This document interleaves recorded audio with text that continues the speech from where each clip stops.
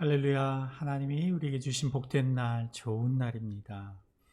새 하루를 주신 주님을 찬양합니다. 우리의 신앙을 함께 고백하면서 사순절 22번째 아침 묵상을 시작합니다. 나는 전능하신 아버지 하나님 천지의 창조주를 믿습니다. 나는 그의 유일하신 아들 우리 주 예수 그리스도를 믿습니다. 그는 성령으로 잉태되어 동정녀 마리아에게서 나시고 본디오 빌라도에게 고난을 받아 십자가에 못 박혀 죽으시고 장사된 지 사흘 만에 죽은 자 가운데서 다시 살아나셨으며 하늘에 오르시어 전능하신 아버지 하나님 우편에 앉아 계시다가 거기로부터 살아있는 자와 죽은 자를 심판하러 오십니다. 나는 성령을 믿으며 거룩한 공교회와 성도의 교제와 죄를 용서받는 것과 몸의 부활과 영생을 믿습니다. 아멘. 하나님, 주님을 찬양합니다. 이 아침을 주님과 함께 시작합니다. 주님, 주님으로 인하여 오늘 하루도 기쁨과 감사가 넘치게 하시고 모든 사단과 마귀의 유혹과 시험 앞에서 승리하는 하루가 되게 하여 주시고 주님으로 인하여 하늘 높이 승리의 계가를 높여드리는 하루가 되게 하옵소서. 주님을 의지하는 자에게 주의 은혜의 하루, 복된 하루가 되게 하옵소서. 예수님의 이름으로 기도합니다. 아멘. 하나님 말씀 마가복음 11장 15절에서 19절의 말씀입니다. 마가복음 11장 15절에서 19절의 말씀입니다.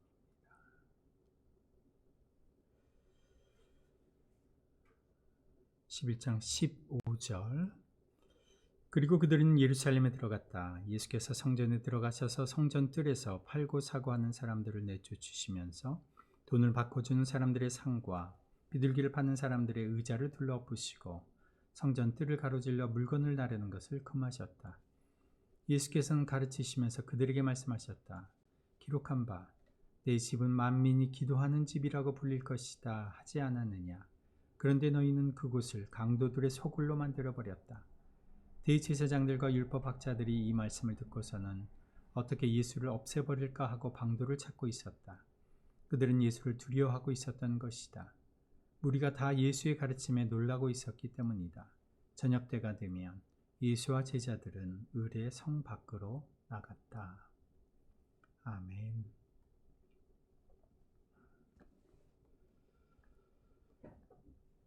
이스라엘 사람들이 가장 거룩한 곳, 신성한 곳으로 생각했던 곳이 성전이었습니다. 예루살렘에 위치한 성전은 모든 이스라엘 사람들이 매년 방문해야 되는 그런 의무가 있는 그런 방문의 의무가 있는 거룩한 곳이었습니다. 이들이 매년 예루살렘 성전을 방문할 때마다 그들은 그곳에서 하나님 앞에 제사를 드렸습니다. 그렇기 때문에 예루살렘 성전을 운영하고 관리 감독하는 제사장들과 레위인들은 먼 곳에서 성전을 방문하러 와서 제사 드리는 사람들을 위해서 여러 가지 편의 시설과 규칙들을 만들어 놓았는데 그 중에 하나가 제사 드리러 오는 사람들이 제사 때 사용할 제물을 직접 가져오지 않고도 그곳에서 제물을 살 수 있도록 한 것입니다. 제물로 사용되는 동물인 소, 양, 염소 이런 것들을 멀리서부터 끌고 오는 것이 얼마나 고된 일이겠습니까? 그리고 가난한 사람들의 제물인 비둘기 같은 동물도 묶어 가지고 와야죠. 먼 곳에서부터 직접 끌고 오지 않고 간편하게 성전에 와서 돈으로 살 수 있도록 한 것입니다. 또한 이스라엘 남자들은 모두 성전세를 납부할 의무가 있었는데 이 성전세를 내는 돈이 그 당시에 널리 통용되던 일반 화폐를 쓴 것이 아니라 성전세로 쓰는 은화가 따로 있었습니다. 그래서 일반 돈을 가지고 그 은화로 환전을 해야만 했습니다. 그래서 성전 은화를 환전해주는 환전소도 성전 경내에 있었던 것이죠. 그래서 성전의 바깥들, 즉 이방인의 뜰이라 불리는 이곳은 제물을 판매하는 상인 그리고 환전해주는 상인들로 인해서 북적대는 시장통과 같았습니다. 그러나 제사장들과 레위인들은 그것을 용인해 주었죠. 왜냐하면 상인들이 이 성전뜰에서 재물을 팔고 환전을 하면서 생기는 막대한 수익의 일부를 종교 지도자들도 챙기고 있었기 때문입니다. 이것이 가장 거룩해야 할 곳, 성전 그 안이 하나님의 거룩한 성소가 시장통이 되어버린 이유였습니다. 그러나 아무도 여기에 의의를 제기하지 않습니다. 가장 거룩한 곳인 예루살렘 성전에서 예루살렘 성전을 다스리는 제사장들이 결정한 일이기 때문에 그것은 거룩한 결정이고 바른 결정이라고 아무도 의심하지 않았습니다. 그런데 이 성전이 어떤 곳입니까? 지금 예수님이 계신 이곳은 헤롯에 의해서 증축된 성전, 스룹바벨 성전 이후에 헤롯 때 증축된 성전인데, 하나님께서 처음 솔로몬 성전, 그것이 나중에 회파되고 나중에 스룹바벨 때에 다시 재건되었죠. 그런데 처음 이 성전이 지어졌을 때에 하나님께서 이렇게 말씀을 하셨습니다. 내가 그들 가운데서 함께 살겠다. 내가 이제 이곳에서 하는 기도에 내가 눈을 들고 귀를 기울이리니 이는 내가 이미 이 성전을 택하고 거룩하게 해서 내 이름을 여기에 영원히 있게 하였음이라. 내 눈과 내 마음이 항상 여기에 있을 것이다. 하나님 그들 가운데 함께 계시고 백성들이 드리는 기도에 귀 기울이시고 백성들의 삶을 굉장히 눈 뜨고 살피시고 그리고 그곳에서 함께 하겠다 이렇게 말씀하셨는데, 종교 지도자들의 마음은 사람들이 가져온 재물 그리고 그들이 가져온 돈에 있었던 겁니다. 이것이 예수님이 대노하신 이유였죠. 예수님이 이렇게 화내시는 모습을 다른 곳에서 찾아볼 수가 없습니다. 좌판을 엎으시고 진열대를 엎으시고 물건을 나르는 사람들의 움직임을 막으셨습니다. 제가 그 당시에 예루살렘 성전의 모습을 한번 보여드리면 이렇습니다. 지금 예수님이 서 계신 곳은 성전 경내, 이게 성전의 외형이죠. 성전의 내부, 여기 이방인의 뜰에 예수님이 계신 겁니다. 성전 경내로 들어가면 처음 마주하는 곳이 이방인의 뜰입니다. 이방인들은 여기까지밖에 들어갈 수가 없습니다. 이 8번, 9번 구역인가요? 8번 구역이네요. 여기까지밖에 들어갈 수가 없습니다. 그리고 여기 이제 낮은 담이 쳐져 있는데 이 담 앞에 경고문이 붙어져 있습니다. 이방인은 이 안쪽으로 들어갈 수 없다. 발각되면 죽음을 면치 못한다. 그러니까 이방인은 여기에서만 머물고, 이방인 중에 이제 하나님을 경외하는 사람들이 여기 오는 거죠. 여기 너머로는 이제 이스라엘 사람들만 들어갈 수가 있는 겁니다. 그런데 여기에서 이방인들이 하나님 경외하는 이방인들이 와서 하나님 앞에 기도하는 장소가 이방인의 뜰이었죠. 그런데 이곳이 이방인들이 기도할 수가 없는 장소가 되어버렸습니다. 거래가, 시장이, 환전상들이 생겨났고 재물을 판매하는 자판이 벌려져 있었던 것이죠. 그래서 그곳이 이익을 창출해내려는 상인 세력과 종교 권력의 야합의 공간이 되어버렸기 때문에 예수님이 진노하신 것입니다. 이걸 조금 더 실화와 같이 구현된 모습이 이렇습니다. 보시면 여기가 이방인의 뜰이 있어요. 여기 이방인의 뜰에 사람들이 많이 모여 있죠. 여기에서 재물을 팔고 환전을 했던 곳이고, 이제 요 안으로는 이스라엘 사람들만 들어올 수 있죠. 이스라엘 사람들이 이렇게 들어와서 이제 이 안으로 성전 내부로 들어가는데, 성전 내부 이 부분은 여인들의 뜰이라고 해서 여인들과 여기까지만 들어갈 수가 있어요. 이 안에는 여인들이 못 들어갑니다. 그래서 여기를 여인들의 뜰, 이 바깥은 이방인의 뜰 이렇게 불렀던 거죠. 이 안에는 남자들이 들어갈 수가 있었고, 이제 제사장들이 제사 지내는 모습을 이 안에서 볼 수가 있었던 겁니다. 이 안으로 더 들어가면 이제 여기 지성소가 있는데, 지성소 안쪽에는 대제사장만 1년에 한 번 들어갈 수 있는 그런 장소였던 겁니다. 그래서 예수님께서 이방인들이 하나님을 경외할 수 있도록 준비되고 예비된 곳에 사람들이 사사로운 목적, 이윤을 위해서 함부로 사용하고 있는 것을 보면서 진노하셨던 거죠. 하나님과의 살아있는 소통이 이루어져야 할, 이방인들이 그곳에서 하나님을 만나고 경험해야 할 그곳에서 상거래에 많이 오가는 현장을 목격하셔서 예수님이 판을 엎어버리신 겁니다.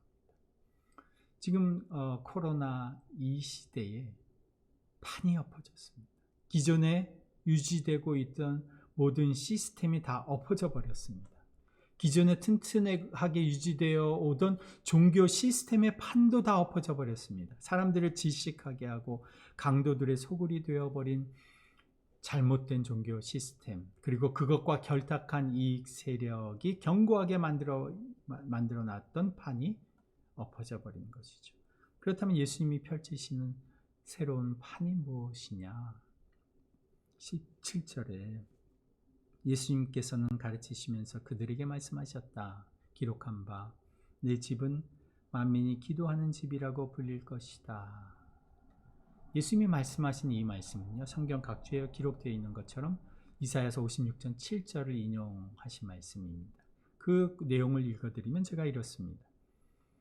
주님을 섬기려고 하는 이방 사람들은 주님의 이름을 사랑하여 주님의 종이 되어라. 안식일을 지켜 더럽히지 않고 나의 언약을 철저히 지키는 이방 사람들은 내가 그들을 나의 거룩한 산으로 인도하여 기도하는 내 집에서 기쁨을 누리게 하겠다. 또한 그들이 내 제단 위에 바친 번제물과 희생제물들을 내가 기꺼이 받을 것이니 나의 집은 만민이 모여 기도하는 집이라고 불릴 것이다. 예수님이 새로 펼치시는 판은 이전에 없던 전혀 새로운 것이 아니라 하나님이 원래 계획하시고 의도하신 판입니다. 시스템에 눌려서 규칙과 원칙들에 눌려서 잘못된 전통에 눌려서 하나님과의 소통이 꽉꽉 막혀버린 그런 시스템이 아니라 주님과의 살아있는 소통이 있는 그런 판을 예수님이 원하시는 거죠. 그런데 이것은 많은 사람들이 원하는 거라는 거죠. 제가 예전에 신방을 많이 다녀보고 또 교회에서 상담도 해보면 사람들의 마음에 갖고 있는 질문들이 이겁니다. 하나님이 왜 나에게 대답해 주시지 않을까요? 이 상황에서 나는 하나님의 뜻을 어떻게 알 수 있을까요? 하나님은 내게 어떻게 하기를 원하시나요? 이런 질문들을 많이 하십니다. 사람들의 삶 속에서 갈급해하는 부분이 이겁니다. 하나님이 살아계시다고 하는데, 살아계신다고 믿는데 그 하나님은 지금 내 삶에 어떻게 개입하고 계신가? 그 하나님은 지금 내게 뭐라고 말씀하시는가? 하나님과의 이 살아있는 관계, 머리로만 아는 지식의 관계가 아니라 살아있는 관계, 이것에 목말라 있는 겁니다. 이 살아있는 관계가 무엇이냐? 바로 기도라는 거죠. 그리스도인들의 신앙의 핵심은 바로 살아있는 하나님과의 관계입니다.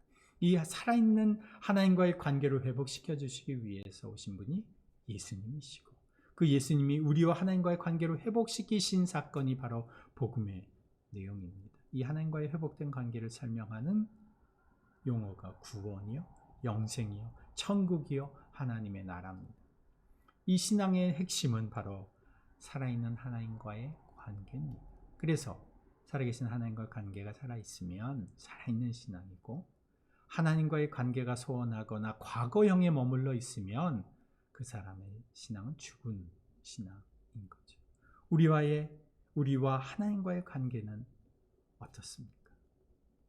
살아계신 하나님과 우리의 살아있는 소통이 이루어지고 있나요? 기도는 바로 살아계신 하나님과의 살아있는 소통입니다. 그런데 기도의 가장 중요한 부분 중에 하나는 하나님이 여기 계심을 인식하는 겁니다. 저는 그것을 이렇게 표현하는데, 기도는 바로 여기 계신 예수 그리스도의 현존을 인식하는 것이다.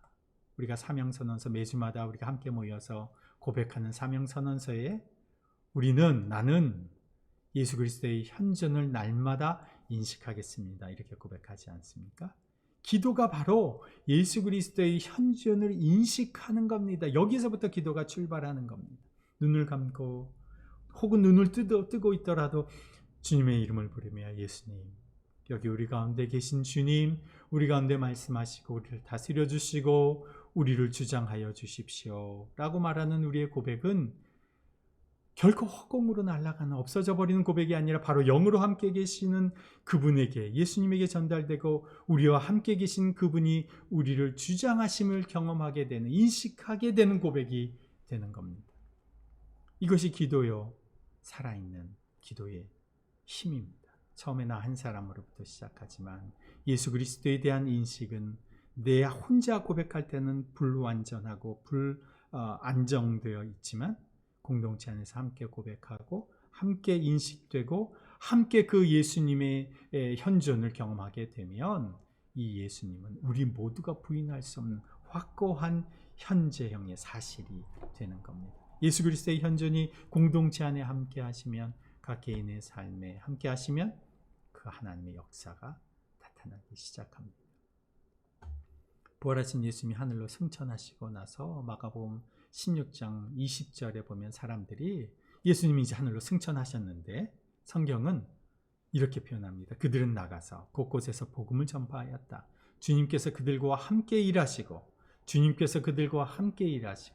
여러 가지 표징이 따르게 하셔서 말씀을 확증하여 주셨다. 하늘로 승천하신 예수님이신데 예수님께서 그들과 함께 일하시고 그들의 말을 확증해 주셨다. 성경이 이렇게 말합니다. 예수님이 어떻게 그들의 말을 확증해 주셨을까요? 어떻게 그들과 함께 하실까요? 바로 우리 가운데 보내주신 예수의 영 성령을 통해서 예수님은 우리와 함께 하시는 거죠. 주님의 이름을 부르면 그분이 우리 안에 함께 계십니다.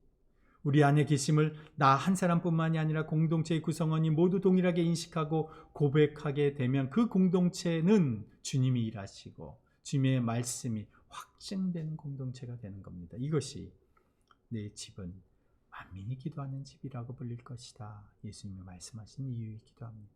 더빅교회는 기도하는 공동체, 기도하는 집이 되어야 할 것입니다.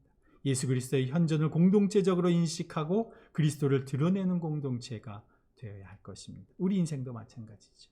우리 인생도 예수 그리스도가 여기 계심을 인식하면 그 인생은 그곳이 기도하는 집이 되는 겁니다. 그 가정은 기도하는 가정이 되는 겁니다. 예수 그리스도께서 여기 계심을 인식하게 되면 그곳이 기도하는 집이 되는 겁니다. 우리가 예수 그리스도를 이렇게 인식하고 살아가면 우리가 타고 가는 지하철 안도, 우리가 운전하는 자동차 한도 그것이 기도하는 집이 되는 겁니다. 우리가 가정일을 보는 부엌도, 우리가 일하는 회사와 사업장도, 학교도 기도하는 집이 되는 겁니다. 내가 살아가는 그곳이 내가 그리스도를 인식하기만 하면 그것은 바로 기도하는 집, 하나님의 성소입니다. 오늘 하루 내 영혼과 인생을 기도하는 집, 하나님의 성소로 갖고 가는 하루로 살아가십시다. 우리 함께 기도합니다. 주님, 종교적인 잘못된 전통, 오래된 관습, 그리고 인습적인 제도로 인해서 하나님, 그런 상황 속에서 저희들이 살아갈 때가 참 많습니다. 사람 중심의 이익과 결탁이 난무한 시대 속에서 저희들 살아갑니다. 어떻게 주님과 소통해야 할지 때로는 막막하게 여겨질 때도 많습니다. 그러나 주님, 여기 계신 예수 그리스도를 인식하며 살아가는 저희들의 인생 되도록 인도해 주십시오. 예수님께서 이방인의 뜰에서 예 판을 엎어버리시고 이것은 기도하는 집이라 선언하시고 우리에게 하나님과의 소통의 문을 활짝 열어주신 것처럼 우리 안에 주님과의 막힌 모든 담들이 무너지고 막힌 모든 것들이 무너지고 활짝 열린 주님과의 관계로 나아가는 저희들 되게 하여 주옵소서. 우리 가운데 계신 예수 그리스도를 인식하면 할수록 우리 영혼이 주님의 성소가 되게 하시고 기도하는 집이 되게 하셔서 오늘 우리가 살아가는 그 자리가 하나님을 영화롭게 하고 하나님을 찬양하고 하나님께 기도하는 살아있는 기도의 집 되게 해 주옵소서. 오늘 하루를 주님 앞에 부탁드리며 예수님의 이름으로 기도합니다. 아멘. 주님이 가르쳐 주신 기도 우리 함께 드립니다.